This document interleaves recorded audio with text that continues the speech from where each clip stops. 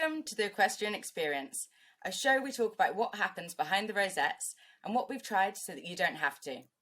In a world first, we and our guests will be openly sharing what we know about our extensive equestrian experience. This includes our exclusive access to global experts, such as high-performance national vets, coaches, farriers, and even brands. If you're new here, consider subscribing. We're your hosts, Bex Mason and Amanda Ross, and today we have our first guest, Vic Kahn, a sports exercise physiotherapist who topically was the medical manager and physiotherapist for Australian Equestrian Team at the 2012 and 2016 Olympic and Paralympic Games. Hi there, Vic. How fantastic to have you as our first ever guest. Hi, Amanda. Hi, Bex. It's so lovely to join you. Thanks so much for the invite. Well, today we're going to be talking about a subject that I know is very close to Amanda and myself's heart. We love our rider performance. We know how important it is for us to be at our best when we're on our horses and competing on our horses. So is there an area that you specialise in with your physiotherapist? So I have been practicing for nearly 20 years as a physio, and I started initially in Australian rules football. I'm based in Melbourne. So we're a very Aussie rules dominated kind of state down here in Melbourne. Victoria. And in 2010, I actually had the opportunity to do some work at the Australian Institute of Sport in Canberra. I've always been interested in the hip joint, so as a clinical area of expertise. But while I was working in Canberra, I was actually offered a position with Equestrian Australia as the sports science and sports medicine manager with what was initially the para-equestrian team and then the equestrian team. And to be honest, I'm not a rider. So I had watched it's a bit topical at the moment. We've just come out of the Tokyo Games. I'd watched years of equestrian on the Olympics as we all become, armchair experts in sports that we've got absolutely no idea about. So I knew what it was, but I didn't really know much more than that. So I guess it was a really big adventure that I got into, and now it's probably one of my biggest passions. So I would describe my area of interest, obviously clinically, with the hip, in terms of patient demographics with equestrian riders of all disciplines. And I guess my real passion with that group is, I guess, this concept of fit to ride versus riding fit. And one of the things that when I first started with Equestrian Australia, I guess I came from different sports, football, cricket, different versions of, in inverted commas, an athlete, so to speak. And I guess I had to learn what was an equestrian athlete, and they also kind of had to learn what was an equestrian athlete as well, because so much of the focus, rightly so, was on the horses. But I guess it's become a real passion of mine is I guess this holistic approach to the equestrian athlete. Well, of course, I know that you've worked quite closely with Amanda over the years. So tell me, how did that come about? Amanda and I had actually crossed paths a few times. I started in 2010 at Equestrian Australia, and Amanda and I had crossed paths at various competitions and things like that. But Amanda was actually put onto one of our high performance squads in, I'm going to guess here, Amanda, maybe 2015, 2016. And I think it was 2016, yep. Yeah, it was actually at it was just before we went off to Rio, I think, and was at one of the camps, and part of my role, I guess, was athlete screening, and there was multifaceted reasons for it. One of them was, are we missing out on some injury, illness information that we could potentially act on, but also gathering some data about what makes an equestrian athlete. And Amanda, being new to the squad, I screened her, and she happened to have a hip injury. So we got chatting a little bit more. Oh, I did not know this. Okay. And it just seemed that our ethos for, and our passion for rider fitness and really viewing the athletes, the riders as athletes as well as the horses as athletes, it was just so in sync. And I don't think we've had a conversation that's gone for under a minute since. No, absolutely. I do remember, actually, the first time I met you, Vic, I hobbled in to see you because I'd driven my horse truck from Melbourne to Sydney, and the two things that my hip really didn't like were driving a truck, because it's on my right hip, with the accelerator and the brake, and also walking a lot. And because I'd driven the track there, we were doing a lot of walking miles between the stables and the car park and what have you. So thankfully, after, I'd had my hip looked at by, other specialists over the years, but I hobbled into you, and straight away you took me under your wing, and it has been like 1,000,000% better ever since, I'm so happy to say. The good thing with Amanda is she's done all the work. So I really want to fly the flag for the work that you've done with that, Amanda. Oh, well, thank you. I was a bit too scared not to do what I was told because, I had you there at the specialist, and then you took me to your mentor, and I thought, God, I feel so privileged here that these people have taken the time out to study my ridiculous hip. And but no, it was the best thing I could have ever, happened upon. So it was awesome. Was that an impact injury, or was it a repetitive strain injury that you find that you did, Amanda, and also that you end up treating most likely throughout your common causes with the horse riders? So I guess from a hip perspective with riders, what we tend to see is aches and pains that have been going on for a while. Obviously, riders are a really special demographic in that there's a lot of sort of weird and wonderful acute injuries or weird and not so wonderful acute injuries that it's kind of a bit of potluck as to what you're going to get when it happens. But a lot of what we see is, I guess, position related. What we found, I do something called handheld dynamometry, which the mentor that Amanda was speaking about earlier is a lady by the name of Dr. Joanne Kemp, who's based in Ballarat, and she's done extensive research with strength values around the hip in people with and without hip pain. And I guess she enabled me to take that a little bit further and look at what that looked like in riders, and then even to extrapolate that even further, what that looked like in riders with hip pain. And it was amazing how many riders just had that niggle for some time. And I guess, one of the things that I had to embrace as someone new to the equestrian world back in 2010 was this culture of the niggles just kind of get accepted and horse riders just get on with it. We don't even really talk about it. We're tough. We're a tough breed. Well, you're seriously tough. And I remember doing some of my very first screenings and, particularly, some of our eventers and dressage riders had been riding for a really long time. And, the first time I sat down to do an injury history with them, I remember one of the guys in the UK, I think I'd filled 2 pages worth, and he said, "Oh no, we're only up to 1993." At that point. Oh my gosh! You're thinking, how are you still walking, let alone riding? So it was such an eye-opening experience in terms of, okay, it's not the way that I would traditionally go about my rehab. So we had to make the worlds kind of meet and mesh really nicely in order to I guess, get my understanding on board, to get the rider's understanding of where I was coming from. And that was the same with all of our sports science and medicine principles, whether it was off-horse training, whether it was hydration, nutrition, core stability. It wasn't just, niggly injuries or hips, obviously, which I have a particular interest in. It was I guess, a whole culture shift for both of us or both groups of us to try and really say, okay, well, how can we make this work well? So what do you think are the most common things, Vic, that riders find? So if a rider comes to you compared to another sports person, are there any particular things that come up again and again in a rider that maybe don't come up so much in other athletes? I reckon probably the biggest thing that I hear is an injury that hasn't been completely rehabbed. And so often there might be something, I don't know if that sounds familiar to both of you ladies. Yeah. But no time for this, no time. The horse, yes, not so much the rider.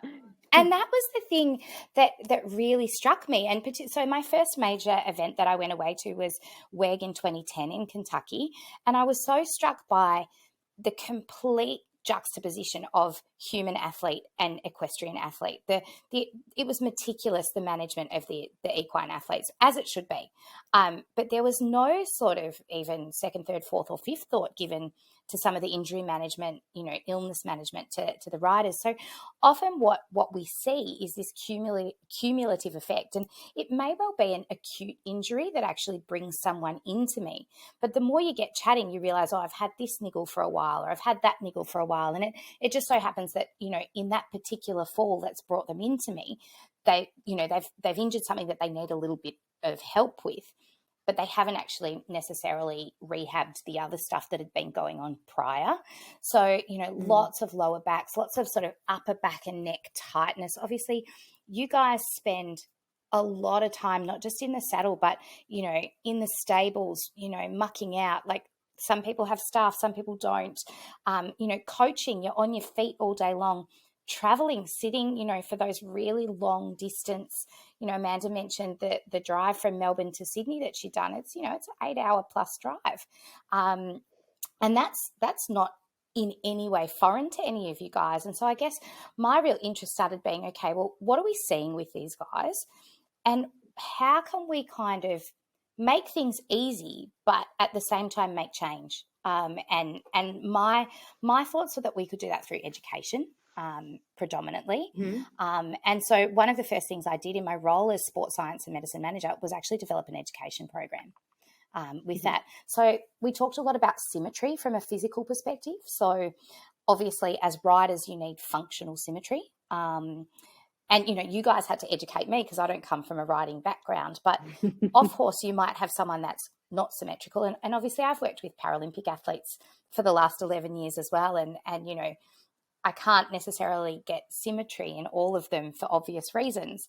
But if we can get performance and functional symmetry, and we do that through proper screening and working out, okay, how are we going to use all of the tools in front of us to create change and go from there. But I think going back to your question, lots of niggly hips, which obviously is, part of my passion.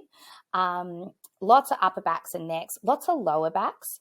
And the really big one that threw me, I think when we started doing our screening, and you guys are obviously riders, so you'll understand this a lot better.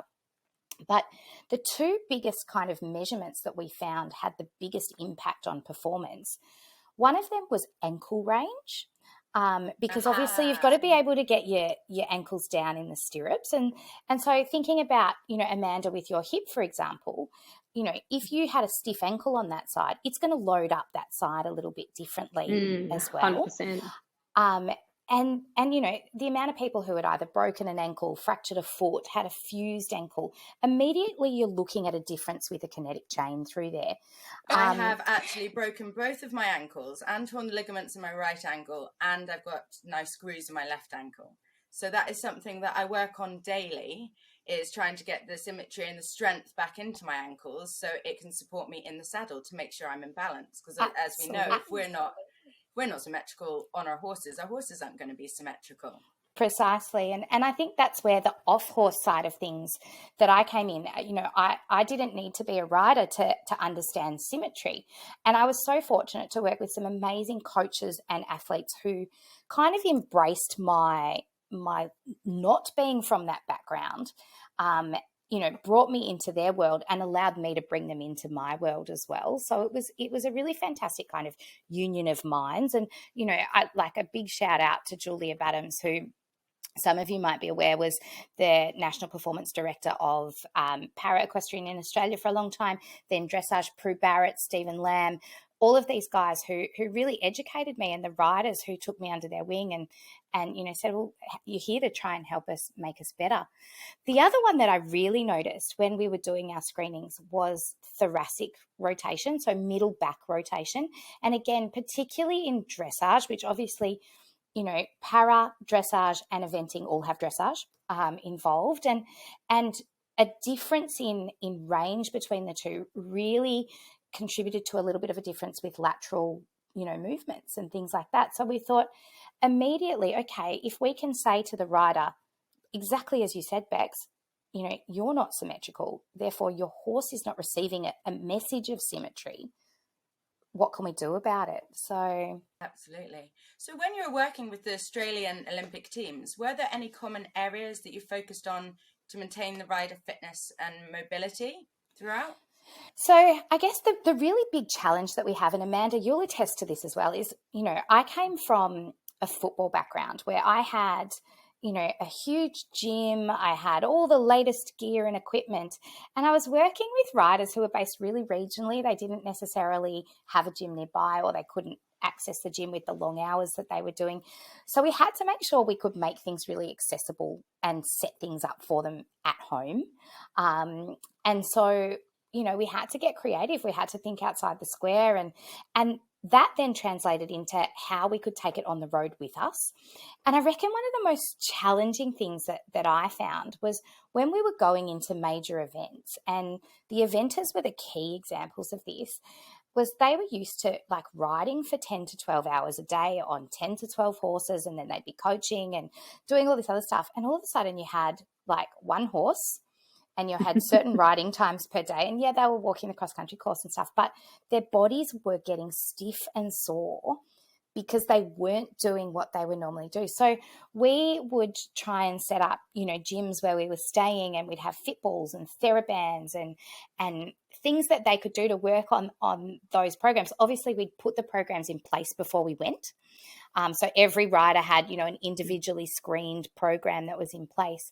But everyone kind of went a bit brain crazy if they didn't have other stuff to do as well. Because I think that's an equestrian way, probably. We always want to be busy, busy, busy. And there's just so much hurry up and wait at those sorts of events so we really focused on, how could we take our programs that we'd set up that were accessible at the riders', home venues, to how could we take that on the road with us. And that was one of my big challenges in terms of going away with Olympic, Paralympic WEG teams was, how can we set this up to keep everyone feeling as good as they arrive on the last day of competition, which is where the medal is won, essentially.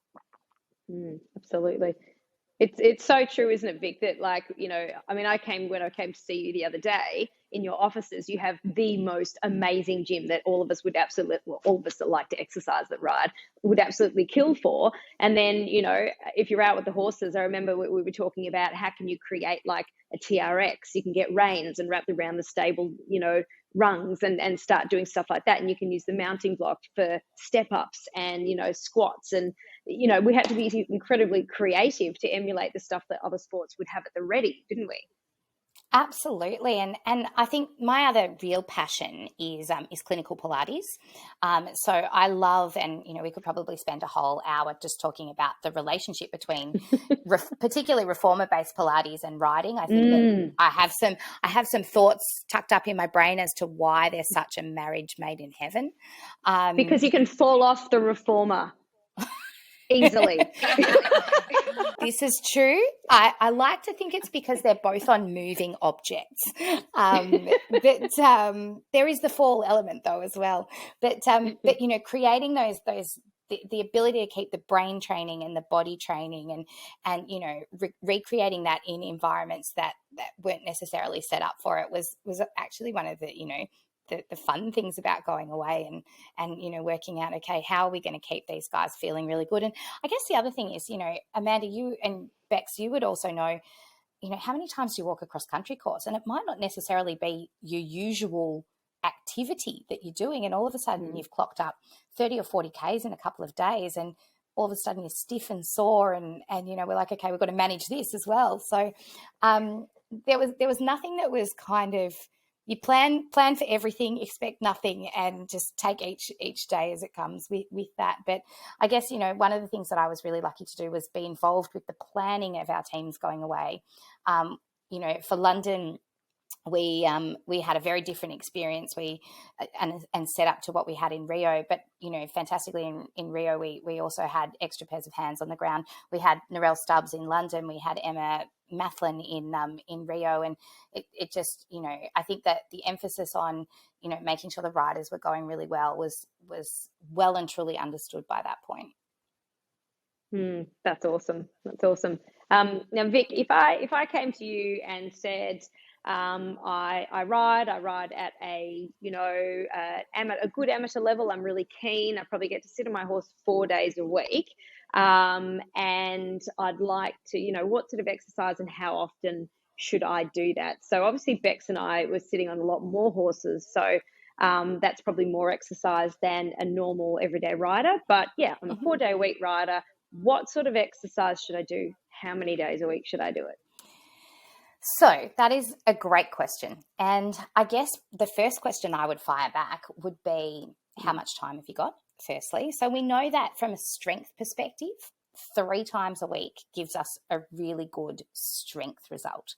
From a core stability perspective, because it's a different way of using the muscles, we can actually do more of it, but we might break it down into a shorter session, but more of them each week. So that might be something that you can do at the end of the day, for example, in front of the TV at night. You might pick, 3 or 4 core or mobility exercises. And that brings me to recovery as well. I reckon recovery is a really essential component with a repeat performance athlete. So repeat performance means competing over multiple days, and in the case of equestrian athletes is often on multiple horses at the same event as well.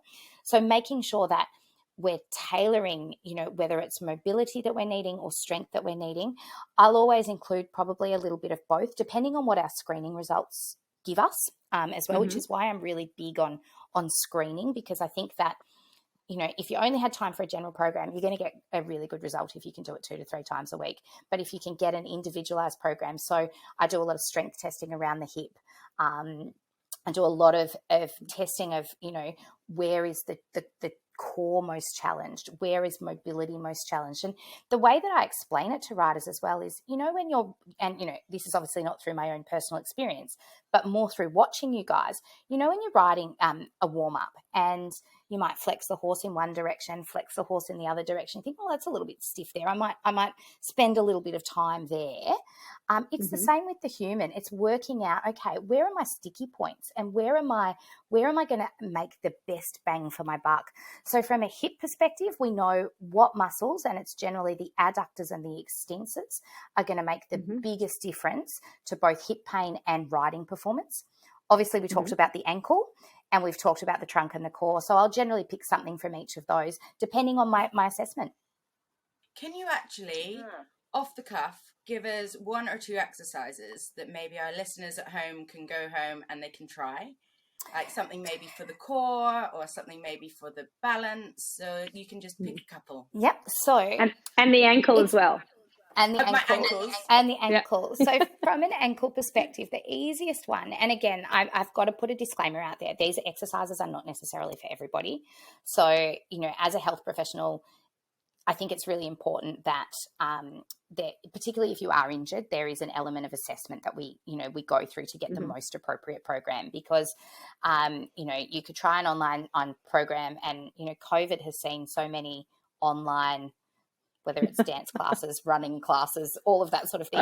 That I think my list at the moment is full of what I call COVID knee, which is people who have just decided to do stuff online that they've never done before. So I please 100% endorse getting seen by your healthcare professionals as well. From an ankle perspective, the easiest way to mobilize an ankle is actually in a lunge type stretch. So, like a knee to wall type stretch. And we've got pieces of tape on the floor in the clinic that measure one side to the other. So we talk about symmetry with that. And the most important thing is to keep your heel down with that one. From a glute perspective, and Amanda, this is one of your exercises. If you think about the way in which the muscles work around the hips, the core, the glute, the adductors, which is your inner thigh, obviously you guys need a lot of inner thigh, to give the horse the messages that it needs.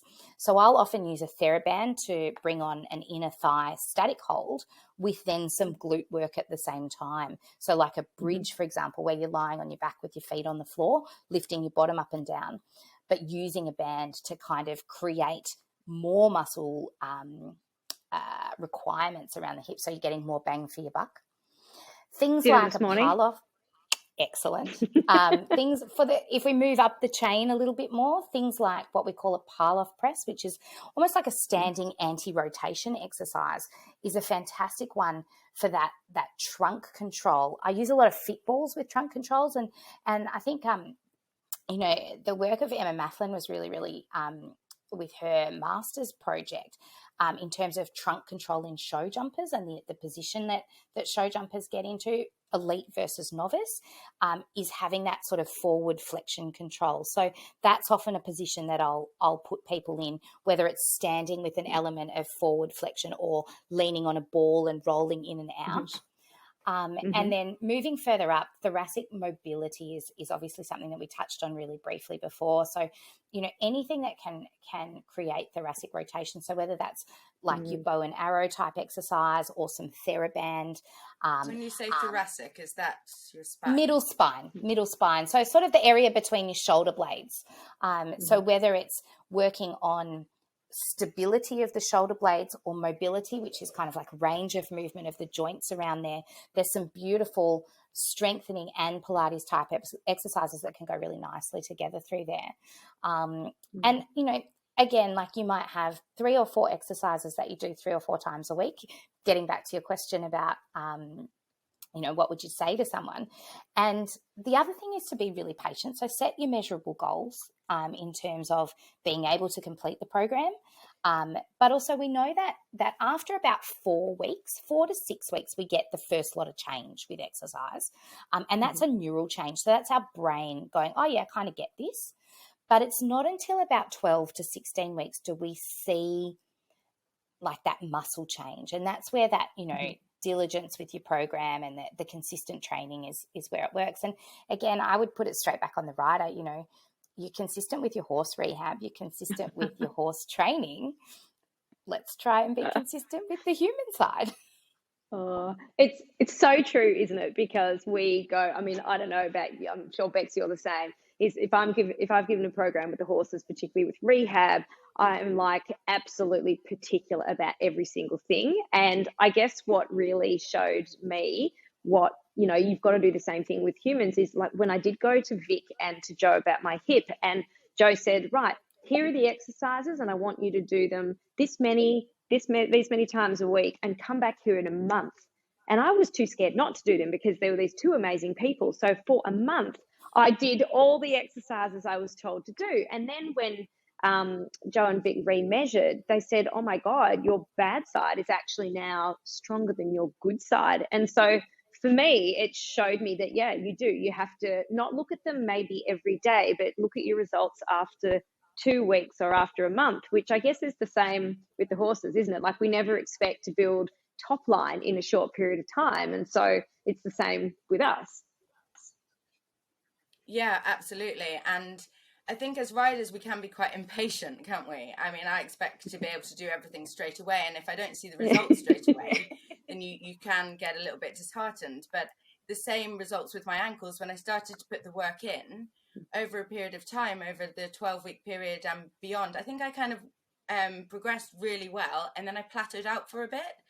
And I was a bit disheartened then doing balancing on ball and jumping around. And I thought, I'm not getting any better. But then a couple of weeks more and I started to progress again. And and have not looked back. And it was that experience for myself that has made me realise how important it is to look after ourselves as riders, like we would our horses, even though my horses are always the priority still.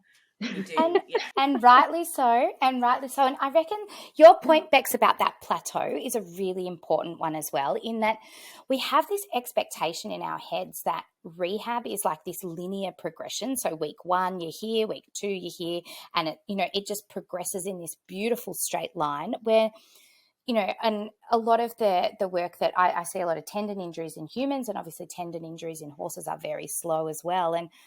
And they'll fluctuate, they'll be up and down. And I think setting those realistic expectations and that comes through education is really important as well, in that you'll have some great weeks, but then you might take a step back and we reassess and we go again from there. And we're not robots.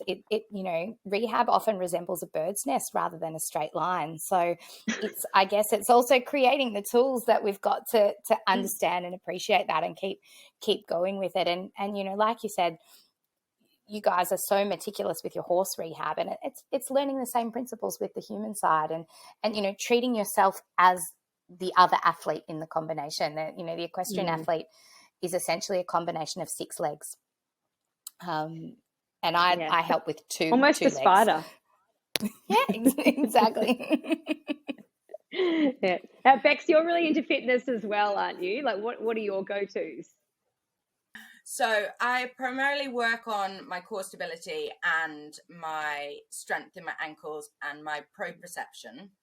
Okay. So I'm very lucky that I have the team at Hartbury College that do rider performance with me, and they do that every few weeks. We do it once or twice a month. They'll go there and they give me some exercise to go home and work on. And what we were saying about, exercises that riders can actually do at home. I mean, with the mounting block, for example, we do like a Superman on the mounting block. Listeners at home, don't necessarily try this until you've had somebody look at you. Is that like planking on the mountain block? Planking, I don't know. Is that the Australian version? Possibly. So is that like lying this way, but on the mounting block? On one leg. Ah. Yeah, on one leg, and then you try and get yourself like as flat as possible and holding that balance. And that's obviously your ankle strength as well. Heel raises. I do loads of heel raises. Even when I'm in like doing my teeth in the morning, I'll do some heel raises. And standing on one leg with my eyes shut. No, doing anything with your eyes shut is really difficult. And really important as well. So it really, and Amanda, one of your exercises at the moment, obviously, is that balance exercise. So it's what we call proprioception. And one of the physios that I work with, he's got this great saying with his clients. He's like, it's all very well to be strong, but what's the point if you don't actually know where your body is? And so that balance, that proprioception is that where am I in relation to everything else? And when you're on a horse going over a jump or in the middle of your dressage, if you don't know where you are, how's your horse going to know where you are? So that, ability to balance and be able to have those systems working in the background is so important. And I think when we look at how, equestrian athletes and all athletes train, it's got to be holistically. It's not pure strength. It's not just core stability. It's not just range of movement and flexibility and mobility. It's kind of the colliding of all of those worlds. And then you factor in hydration, nutrition, recovery, all of these sorts of concepts as well. And then all of a sudden you've got a holistic athlete.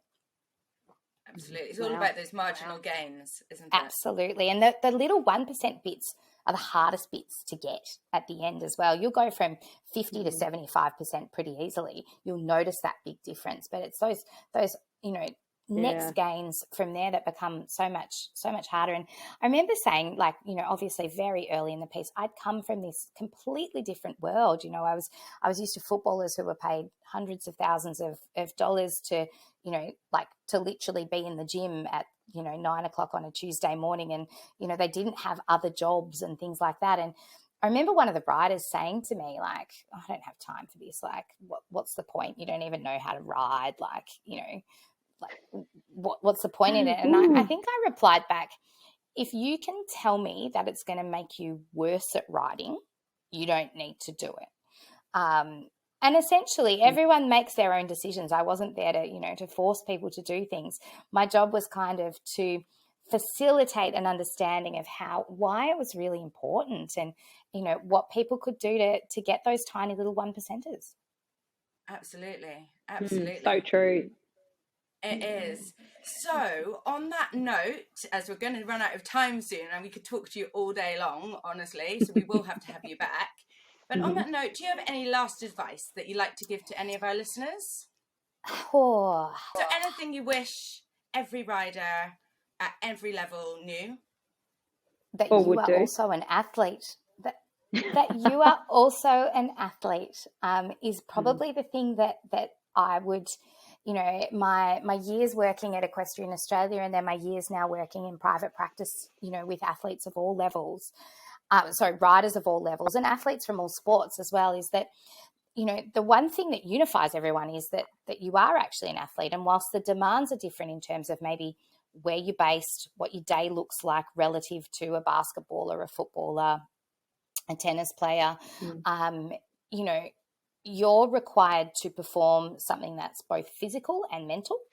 And as a result, you need to treat yourself as an athlete the same way that you treat your horse as an athlete.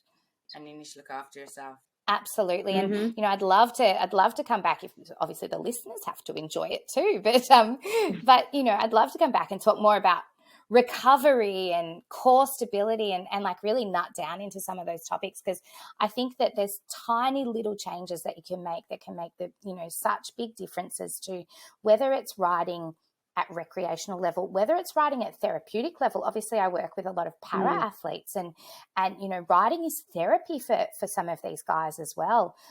Or whether it's, you know, competition of any level as well. You know, I think there's little things that can make us all have that mindset, you know, of, you know, treating ourselves like athletes, but also, you know, treating ourselves with a bit of kindness and compassion. If anything COVID's taught us is that, you know, we've got to be kind to ourselves as well. We do. So we true. do. We do. I've just been loving this chat with you all today. And Vic, I'm so excited to have you as our first guest on this podcast. Pleasure to meet one of the team that helps Amanda Ross be so successful. Yeah, thank you, Vic. Thank you. Well, thank you guys so much for, I guess, you know, having this forum to chat about, you know, things that you're so passionate about. It's, you know, as I said, I'm not from an equestrian background originally. I feel like I'm kind of an honorary equestrian family member now. Oh, you are. But it's a sport that I truly love now, and that I'm truly passionate about, and I think it's really exciting that people have got such a great attitude towards the off-horse side of things now, that when I first started was a little bit less spoken about. Yeah, very much so. Absolutely. So, girls, I'm going to close it on that note. So this has been the Equestrian Experience with myself, Bex Mason, and my co-host, Amanda Ross. Thanks to Vic Kahn for joining us today. To send in your questions for up-and-coming episodes, enter our competitions, and access our other episodes, be sure to visit the equestrianexperiencepodcast.com. You can also follow us at Bex Mason Show Jumping and Amanda Cross Equestrian. Until next time, have a great equestrian experience.